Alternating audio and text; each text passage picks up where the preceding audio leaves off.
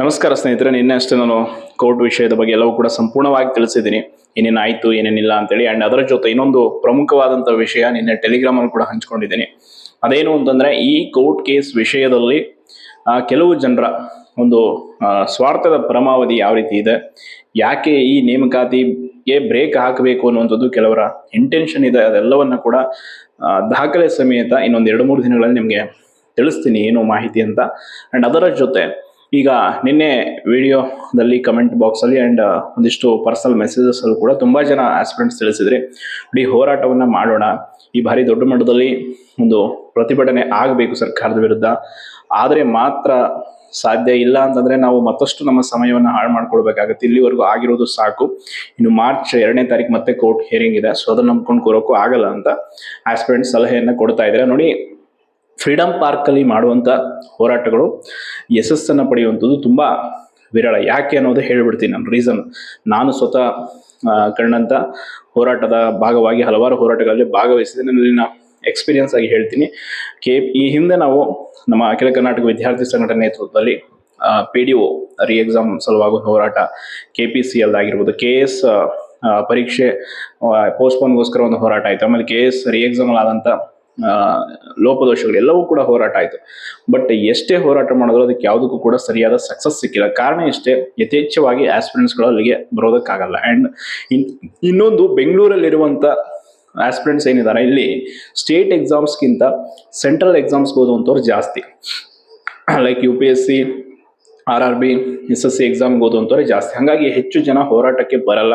And ಇಲ್ಲಿ ಎಲ್ಲರೂ ಕೂಡ ಆಲ್ಮೋಸ್ಟು ಒಳ್ಳೆ ಫ್ಯಾಮಿಲಿಗಳಿಂದ ಬಂದಂಥ, ಫಿನಾನ್ಷಿಯಲಿ ತುಂಬ ಸ್ಟೇಬಲ್ ಇರುವಂಥ ಕುಟುಂಬಗಳಿಂದ ಬಂದಂಥವ್ರು ಇರ್ತಾರೆ. ಆ್ಯಂಡ್ ಅವರಿಗೆ ಹಣಕಾಸಿನ ಸಮಸ್ಯೆ ಇರಲ್ಲ, ಅಥವಾ ಇಲ್ಲಿರುವಂಥ ಹಲವಾರು ಜನ ಕೆಲಸಕ್ಕೆ ಹೋಗ್ಕೊಂಡು ಓದ್ತಾ ಇರ್ತಾರೆ. ಹಾಗಾಗಿ ಅವ್ರು ಬೆಳಿಗ್ಗೆ ಕೆಲಸಕ್ಕೆ ಹೋದರೆ ಸಂಜೆ ಒಂದು ಲೈಬ್ರರಿ ಓದೋರು ಇರ್ತಾರೆ. ಹೆಚ್ಚು ಜನ ಇಲ್ಲಿ ಆಸ್ಪಿರೆಂಟ್ಸ್ ಹೋರಾಟಗಳ ಕಡೆ ಆಸಕ್ತಿನ ತೋರಿಸಲ್ಲ. ಇನ್ನು ಧಾರವಾಡದಲ್ಲಿ, ವಿಜಯಪುರದಲ್ಲಿ ಇರುವಂಥವ್ರು ಎಲ್ಲ ನಮ್ಮ ಕಲ್ಯಾಣ ಕರ್ನಾಟಕ ಮತ್ತು ಆ ಕಡೆ ಉತ್ತರ ಕರ್ನಾಟಕ ಎಲ್ಲ ಭಾಗದಂಥವ್ರು ಇದ್ದಾರೆ. ಅಲ್ಲಿ ನಿಜಕ್ಕೂ ಒಂದೊಂದು ಹೊತ್ತಿನ ಊಟಕ್ಕೂ ಪರದಾಡುವಂಥವ್ರು, ತುಂಬ ಸ್ಟ್ರಗಲ್ ಮಾಡಿ ಓದ್ತಾ ಇರುವಂಥವ್ರು, PC, PSI ಆಸ್ಪಿರೆಂಟ್ಸು ತುಂಬ ಜನ ಇದ್ದಾರೆ. ಸೊ ಹಾಗಾಗಿ ಅಲ್ಲಿ ಹೆಚ್ಚು ಜನ ಹೋರಾಟಕ್ಕೆ ಬರ್ತಾರೆ. ಬಟ್ ಇಲ್ಲಿ ಹೋರಾಟದ ಒಂದು ಉತ್ಸಾಹ ಕಮ್ಮಿ ಇದೆ. ಈಗಾಗಲೇ ತುಂಬ ಹೋರಾಟಗಳನ್ನು ನೋಡಿಬಿಟ್ಟಿದ್ದಾರೆ.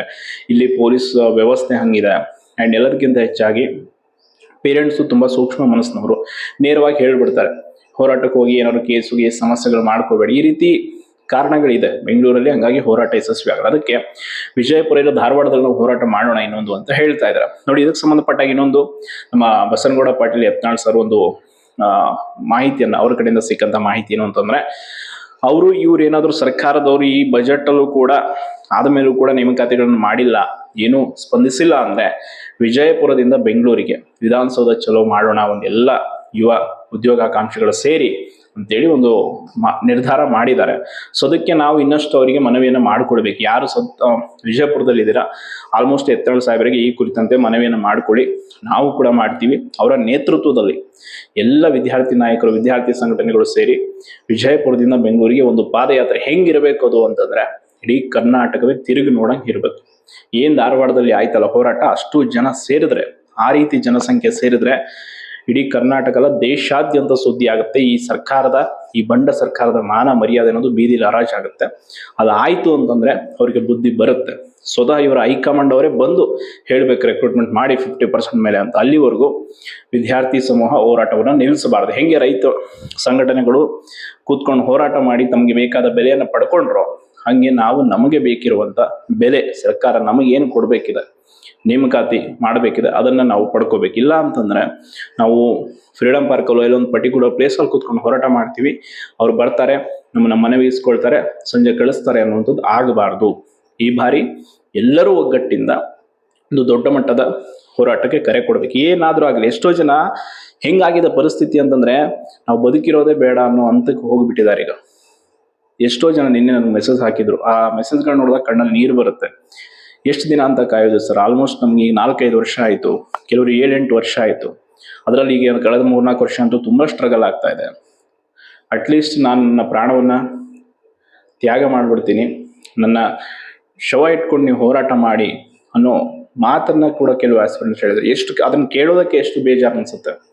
ಇಂತಹ ಪರಿಸ್ಥಿತಿಯಲ್ಲಿ ನಾವು ಈ ಸರ್ಕಾರಕ್ಕೆ ಏನು ಮನವಿ ಮಾಡ್ಕೊಳ್ತೀವಿ, ಬೇಡ್ಕೊಳ್ತೀವಿ ಅಂತಂದರೆ ಆಗಲ್ಲ. ಇದು ಅದಕ್ಕೆ ಈಗಾಗಲೇ ಬಸನಗೌಡ ಪಾಟೀಲ್ ಯತ್ನಾಳ್ ಸರ್ ಅದ್ರ ಬಗ್ಗೆ ಚರ್ಚೆ ಮಾಡಿದಾರಂತೆ. ಸೊ ನಾವು ಅದಕ್ಕೆ ಆದಷ್ಟು ಬೆಂಬಲ ಕೊಟ್ಟು ಅವರ ಮೂಲಕ ಇಡೀ ರಾಜ್ಯಾದ್ಯಂತ ಇರುವಂತ ಎಲ್ಲ ಆಸ್ಪಿರೆಂಟ್ಸ್ಗಳು ಸೇರಿ ವಿಜಯಪುರದಿಂದ ಬೆಂಗಳೂರಿಗೆ ವಿಧಾನಸೌಧ ಚಲೋ ಮಾಡೋಣ ಅನ್ನೋಂಥ ಒಂದು ನಿರ್ಧಾರಕ್ಕೆ ಬಂದ್ರೆ, ಎಲ್ಲರೂ ಓಕೆ ಅಂದ್ರೆ ನಿಮ್ಮ ಅಭಿಪ್ರಾಯವನ್ನ ಕಮೆಂಟ್ ಅಲ್ಲಿ ತಿಳಿಸಿ. ಅಂಡ್ ನಾವು ಎಲ್ಲ ಒಂದು ನಮ್ಮ ಸುತ್ತಮುತ್ತ ಇರುವಂತ ಆಸ್ಪಿರೆಂಟ್ಸ್ಗಳ ಜೊತೆ ಮೀಟ್ ಮಾಡಿ ಅವರ ಅಭಿಪ್ರಾಯವನ್ನು ತಿಳ್ಕೊಂಡು ಎಲ್ಲಿ ಯಾವಾಗ ಯಾವ ರೀತಿ ಮಾಡಿದ್ರೆ ಏನಾಗುತ್ತೆ, ಯಾವ ಪ್ರಮಾಣದಲ್ಲಿ ನಾವು ಆಸ್ಪಿರೆಂಟ್ಸ್ಗಳನ್ನ ಸೇರಿಸಬಹುದು ಅನ್ನುವಂಥ ನಿರ್ಧಾರವನ್ನು ಮಾಡಲೇಬೇಕು. ಇಲ್ಲ ಅಂತಂದ್ರೆ ಇದು ಆಗಲ್ಲ. ಈಗ ನಾನು ಈ ವಿಷಯದ ಬಗ್ಗೆ ಹಿಂದೆ ಕೂಡ ಹಲವಾರು ಬಾರಿ ತಿಳಿಸಿದ್ದೆ ನಿಮ್ಗೆ. ಸುಮ್ಮನೆ ನಾವೇನೋ ಮಾಡ್ತೀವಿ ಅಂತ ನಾಮಕಾವಸ್ಥೆ ಹೋರಾಟ ಮಾಡಿದ್ರೆ ಯಾವುದೇ ಕಾರಣಕ್ಕೂ ಸಕ್ಸಸ್ ಆಗಲ್ಲ. ಈ ಹೋರಾಟದಲ್ಲಿ ನಮ್ಮ ಪೋಷಕರನ್ನು ಕೂಡ ಕರೆ ತರಬೇಕು. ನಾವು ಈ ಏನು ಓಟ್ ಹಾಕಿದಾರಲ್ವ ಕಾಂಗ್ರೆಸ್ ಸರ್ಕಾರಕ್ಕೆ, ನಾವೆಲ್ಲ ಹಾಕಿದೀವಲ್ಲ, ನಾವು ಕೂಡ ನಮ್ಮ ಪೋಷಕರೊಡನೆ ಹೋರಾಟಕ್ಕೆ ಇಳಿಬೇಕು. ಇಲ್ಲ ಅಂತಂದ್ರೆ ಇದು ಅಷ್ಟು ಈಸಿಯಾಗಿ ಬಗೆಹರಿಯುವಂಥದ್ದಲ್ಲ. ನಾವು ಇನ್ನಷ್ಟು ನಮ್ಮ ನಿರುದ್ಯೋಗದ ಪರಮಾವಧಿಗೆ ತಲುಪಬೇಕಾಗತ್ತೆ. ಈಗಿರೋ ಪರಿಸ್ಥಿತಿಗಿಂತ ಇನ್ನಷ್ಟು ಕೆಟ್ಟ ಪರಿಸ್ಥಿತಿ ನಮ್ದಾಗುತ್ತೆ. ಸೊ ಅದಕ್ಕೆ ಬೇಡ. ನಿನ್ನೆಯಿಂದ ತುಂಬಾ ಜನ ತಾಳ್ಮೆಯನ್ನು ಕಳ್ಕೊಂಡು ಬೇರೆ ಬೇರೆ ರೀತಿ ಮಾತಾಡ್ತೀರಾ. ದಯವಿಟ್ಟು ನೋಡಿ, ಈಗ ನೀವು ನೋವು ಮಾಡ್ಕೊಂಡ್ರೆ, ನೀವೇನೋ ನಿಮ್ಮ ಜೀವನಕ್ಕೆ ಕೆಟ್ಟ ಒಂದು ನಿರ್ಧಾರ ತೆಗೆದುಕೊಂಡ್ಬಿಟ್ರೆ ಅದರಿಂದ ಏನು ಬದಲಾಗಲ್ಲ. ಸರ್ಕಾರ ಏನು ಬಂದು ನಿಮ್ಮ ಮನೆಗೆ ಪರಿಹಾರ ಕೊಡಲ್ಲ, ನಿಮ್ಮ ತಂದೆ ತಾಯಿ ನೋಡ್ಕೊಡಲ್ಲ. ದಯವಿಟ್ಟು ನಿಮ್ಮ ತಂದೆ ತಾಯಿಗೆ ನೀವೇ ಈಗ ಇರುವಂತ ಆಸೆ ಆಕಾಂಕ್ಷೆ ಎಲ್ಲವೂ ಕೂಡ ಇಷ್ಟು ದಿನ 21 ವರ್ಷ 22 ವರ್ಷ ಓದಿಸಿ ಬೆಳೆಸಿರ್ತಾರೆ. 2-3 ವರ್ಷದ ಬದುಕಿಗೋಸ್ಕರ, ಈಗ ಆಗಿರೋ ಸಮಸ್ಯೆಗೋಸ್ಕರ ಕೆಟ್ಟ ನಿರ್ಧಾರವನ್ನು ಯಾರೂ ಕೂಡ ತೆಗೆದುಕೊಳ್ಬೇಡಿ. ಹೋಗಿರುವಂತ ಪ್ರಾಣ ಮತ್ತೆ ಬರಲ್ಲ. ಇದು ನಮ್ಗೆ ದೇವ್ರು ಕೊಟ್ಟಿರುವಂತ ಒಂದು ಗಿಫ್ಟ್. ಇದು ಹುಡುಗರು, ಇದನ್ನ ನಾವು ಚೆನ್ನಾಗಿ ಬಳಸ್ಕೋಬೇಕು. ಇದಿಲ್ಲ ಅಂದ್ರೆ ನಾಳೆ ಬೇರೆನೋ ಮಾಡ್ಕೊಂಡು ಬದುಕ್ಬೋದು. ನೂರಾರು ದಾರಿಗಳಿದೆ. ಹಾಗಂತ ಯಾರು ಕೂಡ ಕೆಟ್ಟ ನಿರ್ಧಾರವನ್ನು ಕೈಗೊಳ್ಬೇಡಿ. ತಪ್ಪು ನಮ್ದು ಅಲ್ಲ, ನಿಮ್ದು ಅಲ್ಲ, ಯಾರ್ದು ಅಲ್ಲ. ತಪ್ಪು ಸರ್ಕಾರದ್ದು. ಭರವಸೆ ಕೊಟ್ಟು ಆ ಭರವಸೆಯ ಮಾತಿನಂತೆ ನಡ್ಕೊಳ್ಳದೆ ಇರುವಂತ ಮಾನ್ಯ ಮುಖ್ಯಮಂತ್ರಿಗಳದ್ದು. ಸೊ ಅವರು ಮಾಡುವಂಥ ತಪ್ಪಿಗೆ, ಅವರು ಮಾಡ್ತಾ ಇರುವಂಥ ಸಮಸ್ಯೆಗೆ ನಾವು ಯಾಕೆ ನಮ್ಮ ಬದುಕನ್ನು ಹಾಳು ಮಾಡಿಕೊಳ್ಬೇಕು? ಸೊ ದಯವಿಟ್ಟು ಎಲ್ಲರೂ ಕೂಡ ಧೈರ್ಯವಾಗಿರಿ. ಆದಷ್ಟು ಒಂದು ನಿರ್ಧಾರಕ್ಕೆ ಬರೋಣ. ಒಂದು ಒಳ್ಳೆ ಪಾಸಿಟಿವ್ ರೀತಿಯಾಗಿ ಇರಿ. ಈಗಾಗಲೇ ಏನೆಲ್ಲ ನಡೀತಾ ಇದೆ ಬೆಳವಣಿಗೆಗಳು ಎಲ್ಲವನ್ನ ಕೂಡ ಗಮನಿಸ್ತಾ ಇರ್ತಾರೆ ಎಲ್ಲರೂ, ಆಯ್ತಾ?